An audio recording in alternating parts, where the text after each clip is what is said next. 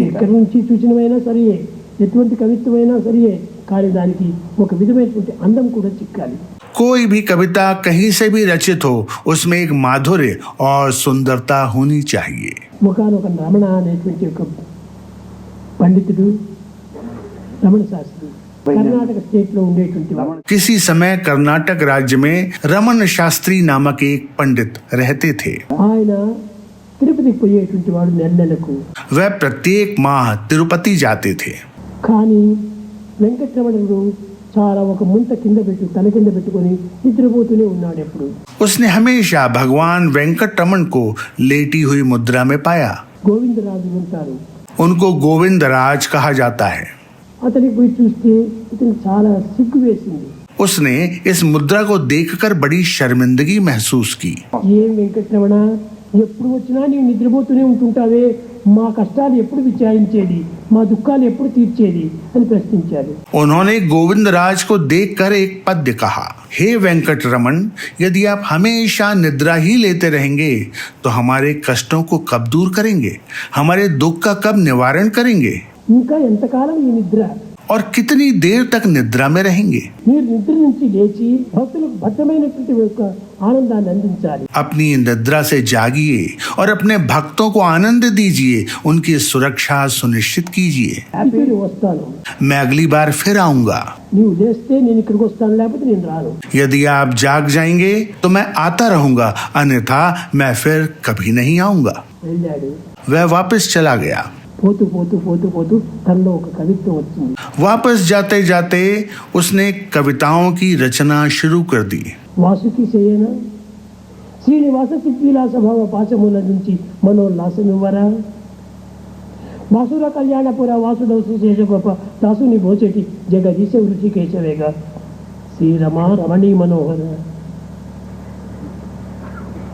సందు గొంతులందు మరి అందరందు నీవి ఆనందమందుతుంది అని విందు చీదరా, సందు గొంతులందు మరి ఆనందమందుతుంది అని విందు చీదరా, ఇందు వదన సురేంద్ర వింద వందిత పాదార వింద నిత్యనంద గోవింద వేగభోర శ్రీరమ రమణీ మనోహర మేటి యౌ త్రికూట పీఠ సాటి వెరేటి పేట నేటుతున్న కపట నాటక ధర, మేటి యౌ త్రికూట పీఠ సాటి వెలియేటి రాజు పేట నేరుచున్న కపట నాటక ధర, నువ్వు కపట నాటకంగా ఆడుతున్నావు, నీకంటే మించిన వాడు లేడు, ఇలాంటి నిన్ను వదిలి నేను పోతానా, నేను పోను అని మధ్యదారి నుంచి మరీ వెనుక్కుపోయాడు.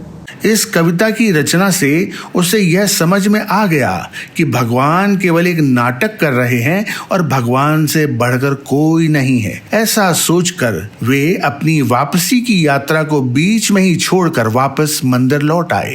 రమణీ మనోహర,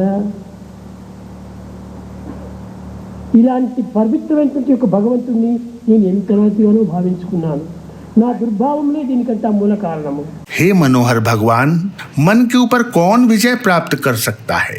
भगवान के प्रति इस भाव और धारणा को बनाने के लिए मेरे दुर्भाव ही मूल कारण है. సంసారంలో మునిగినటువంటి వాడికి సంసార భావములే వస్తుంటాయి కానీ సన్యాస భావం రాదు కదా. एक सांसारिक मानव केवल सांसारिक विचार ही पा जाता है, कोई त्यागी या तपस्वी के विचार नहीं पा सकता. ఇది లౌకికమైనటువంటి దీంతో నేను లౌకికమైనటువంటి మాటలుగా నీకు చెప్తూ వచ్చాను. मैंने सांसारिक तरीके से आपका वर्णन किया क्योंकि मैं इस संसार में डूबा हुआ हूँ. ఈ సంసారం మహామల్లమైనటువంటిది. यह संसार बहुत ही मलिन यानी प्रदूषित है. ఈ మలినమైన సంసారంలో నేను మునిగటం చేతనే నాలో మలినమైన భావాలే వస్తున్నాయి. चूंकि मैं इस सांसारिक जीवन में डूब चुका हूँ, इसलिए मुझ में केवल मलिन विचार ही आते हैं. ఇది నేనే నేను కోరి తెచ్చుకున్నటువంటివే. ये सब वास्तव में मेरी ही सोच है. నీ దోషములు కాదు, इसमें आपकी कोई गलती नहीं है. అన్ని నా దోషములే తనకు తాను అప్పచెప్పుకున్నాడు. यह सब मेरा ही दोष है. वह ऐसा महसूस करने लगा. ఇలాంటి కవులు ఎంతమందో భారతదేశంలో పుట్టి వచ్చారు. ऐसे कई महान कवि भारत में जन्मे हैं. పోతన ఎటువంటి వాడు చాలా గొప్పవాడు. पोतना एक महान कवि थे. తిమ్మన ఎటువంటి వాడు గొప్ప కవిత్వంతో కూడిన. इसी भूमि में तिकन्ना एक महान कवि थे.